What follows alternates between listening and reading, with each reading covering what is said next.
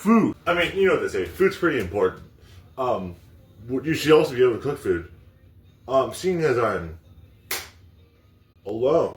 Okay, so we'll be cooking a grilled cheese with extra stuff with it. Because why not? Should I be trusted in the kitchen? No. Am I gonna cook by myself?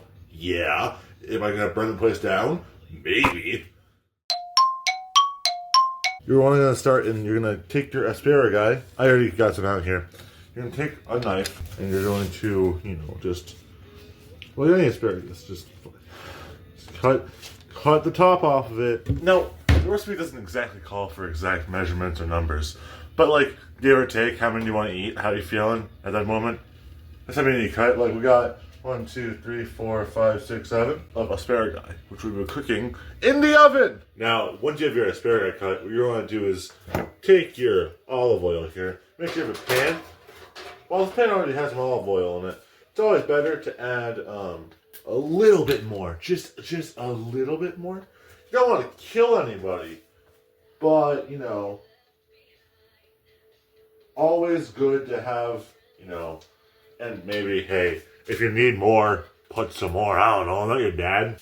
Then when you're seasoned, take some brand safe minced onions, salt, and then your pepper. You're just gonna kind of just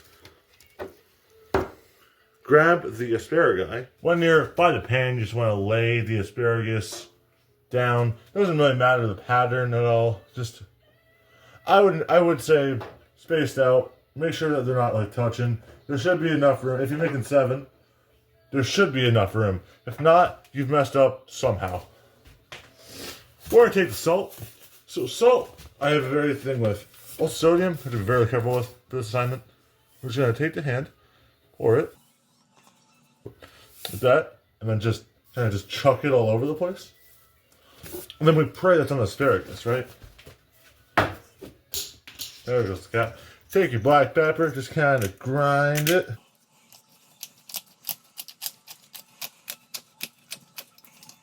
It doesn't work. It's not going to work. You're going to take your little minced onions. Your minced onions, you're just going to sprinkle that a little over the place. Make sure you're getting down some of the asparagus. Because, if I need it, just in case, right? And just kind of roll it. You're gonna want to just kind of get your section of it. I can't really record how this is, but you're gonna just keep pushing the asparagus, trying to keep it rolling over itself. Get all the seasoning that you just threw onto the pan that you didn't really think about throwing the pan on, and then you go, oh my god, this is not gonna stick because it's supposed to be the breading for not the zucchini. I keep saying zucchini even though it's not got the zucchini. All right, so once we get that, you're gonna want to take your oven.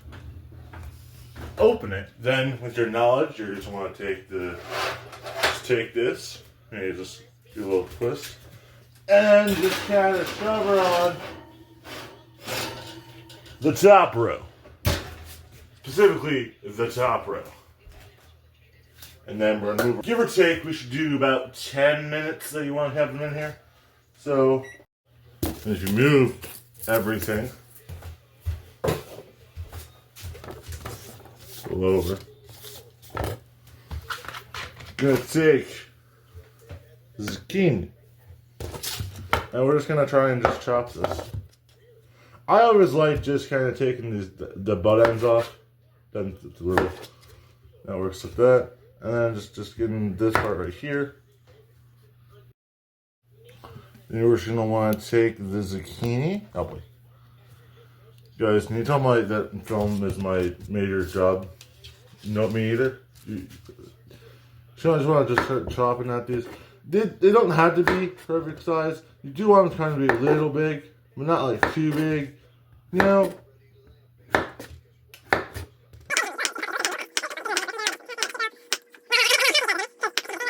Also, I don't care. I like raw zucchini a lot. I know it's probably not normal, but taste the product. It's good. Oh, hey, didn't see you there. When they're in the fridge, grab a cucumber. Well, after you take the peel off, not the peel, but the thing. I like to do the thing where I kind of just grab the one of the tips and then just kind of rip her off. So it's like this. Now, could you use that part of the cucumber? Yeah, probably. But like, does it matter? You want to move the zucchini over to the side. So this cucumber is I kind of ripped it a little too much. Because now all we have is this much cucumber, which I'll probably have to make really thin slices. It's working so far. After you chop it all up, you'll want to take a pan and then just kind of scrape everything into here. Alright. Now we're going to be adding our little secret thing called pickle juice. Now I'm probably thinking to yourself, oh, Emery, isn't not going to raise the sodium level a bunch? Yeah, shut up. No one asked for your opinion, okay? So what we're going to do is we're just kind of just take all the juices. You know, actually, first we're going to turn the stove on and just we're gonna drain the pickle out of all of its juice. Now we're just gonna pour some pickle juice in here. I know it doesn't seem well, but trust me, it's gonna work out in the end. After about 2 minutes, you want to let your you take the lid off of the pickles, cucumbers, and zucchini, and then you're going to take spatula. And then just kind of just move it all around. Make sure you really just want to coat it. Is what we want to do. Make sure it's all getting in there. You want to get a little seasoning in there, right? It's true, we do. Take your black pepper from earlier. Just not that much, not too much. Very like a small amount of just getting it in there.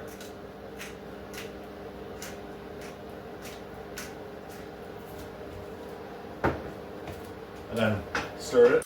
You kind of want to spread them out a little bit, make sure they're all getting the area that they want to, that they need to make sure they cook correctly. We're going to turn down the to about 4.5.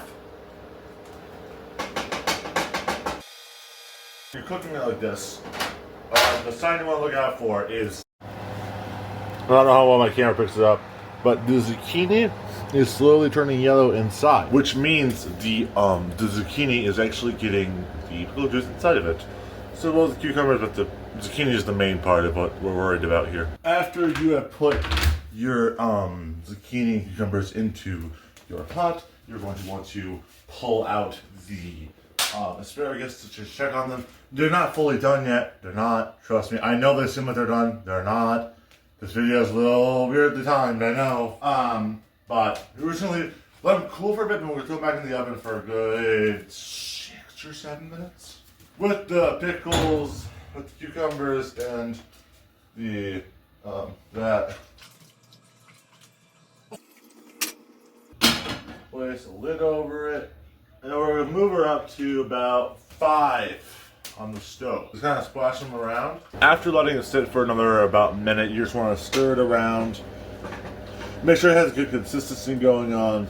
You don't want it too like loose, but you don't want it too like, you know, beat up. Some of the audience knows what I mean. You know, it's just all right. Now that's beginning to cook. We can move on to the big thing here. So today the loaf bread of choice is this rustic Italian bread. This is my kitchen. It's a little TED talk, little rant. My kitchen is so small. I can't. There's like it's just these 2 aisles, right? There's like nothing here. It's really annoying to like put stuff here. So what you want to do now is we're going to grab something. Butter. Now that we have the butter here, some bread. Next step. Well, this is what's come to. I didn't realize we didn't have this many pans at the house. You want to take your comically large pan and then place your comically small piece of bread in there. Take the bread that's in this thing. Grab a butter knife that's right here. Also, when you're doing this, make sure that your greens are not dying.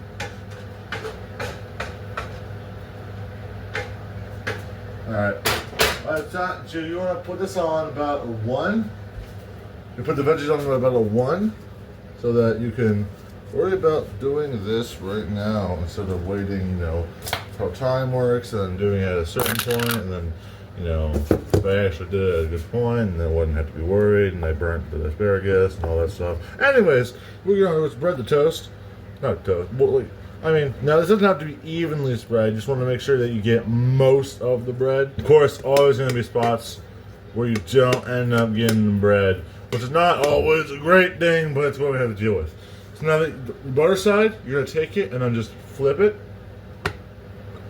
like that. Go grab the other piece of bread and cheese you got, and grab the cheese first. We have Colby Jack here. As you are taking these, you want to take this. So again, specifically, we're gonna make 3 pieces of cheese. I know I just grabbed 2, and I kind of no. I also forgot how it works.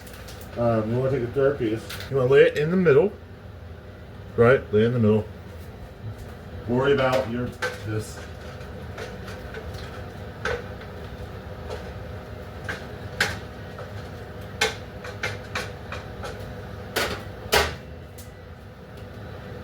Low simmer that goes on to kind of take your bread, put it on here. This. It's opposite, right? So you're gonna take your butter. For this piece of bread, you want to try and get as much butter as you can on here. It is worse is if you do not get butter every area, because you'll be seeing it. So as you put the knife back, you're gonna take this piece of bread and you're gonna flip it so that it's good, right? Don't mind it being like this. You're gonna put it on there, and you're going to turn that on to about 4. Now, while that's on, you're going to want to actually take some butter. Take the butter, and then put it into the actual pan. Make sure all the butter gets off the knife. Very nice in the sink.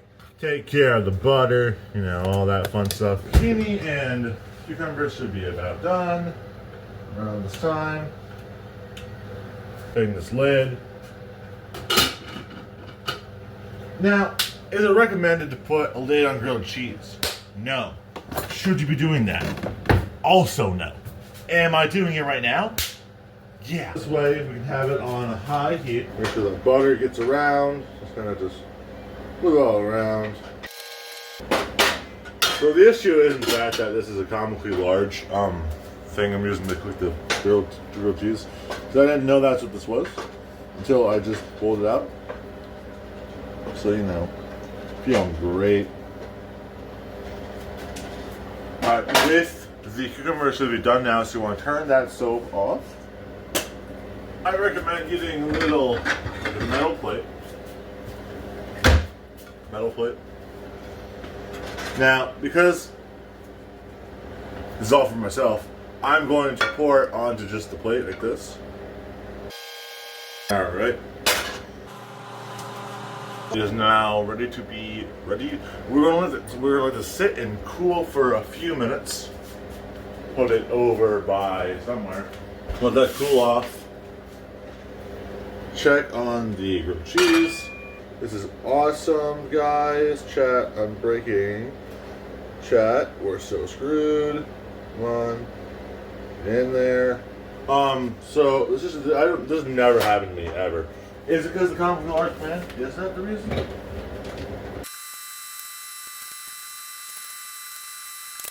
I will show the final results of the grilled cheese after this because I'm running out of memory space in my phone. Well. We have the grilled cheese from the back side, which doesn't look as appealing as it does from the front side, but I will not be bothering flipping over just for a video. Next is the zucchini and cucumber covered in dill pickles juice, and it actually tastes very good. Next, the dehydrated asparagus. Is there a flavor to them? Not really. A little green, but like there's some methane in there.